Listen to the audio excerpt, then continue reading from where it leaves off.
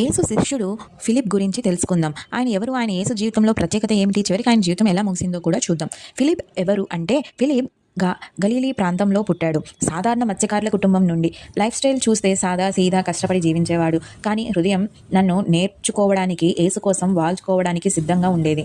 ఆయన ధైర్యం మరియు విశ్వాసం వల్ల యేసు శిష్యులలో ఒక ముఖ్యమైన వ్యక్తిగా గుర్తింపబడ్డాడు. యేసుతో సంబంధం మనం చూస్తే ఫిలిప్ ప్రధానంగా మనుషులను యేసు దగ్గరకు తీసుకురావడంలో ప్రసిద్ధి చెందాడు. అతను మొదట నతనయేలు, బర్తలోమియోను యేసు దగ్గరకు తీసుకువచ్చాడు. జాన్ 1:45-46 మనం చూడవచ్చు. ఒకసారి యేసు ద్వారా పితామామను చూపించమని అడిగాడు. ప్రభువా, మాకు తండ్రిని చూపించు. జాన్ 14:8 మనం చూడవచ్చు. ఇది చూపిస్తుంది ఫిలిప్ శాంతి, విశ్వాసం మరియు జిజ్ఞాసతో నిండిన శిష్యుడు అనేసి. యేసు తర్వాత మరి ఫిలిప్ ఏమయ్యారు అంటే, యేసు పునరుద్ధానం తర్వాత ఫిలిప్ సువార్తను వ్యాప్తి చేయడం ప్రారంభించాడు. సంప్రదాయం ప్రకారం ఆయన సామ్రాజ్య విస్తీర్ణ ప్రాంతాలైన గ్రీక్, తూర్పు టర్కీ మరియు ఇథియోపియాలో యేసు సువార్తను బోధించాడు.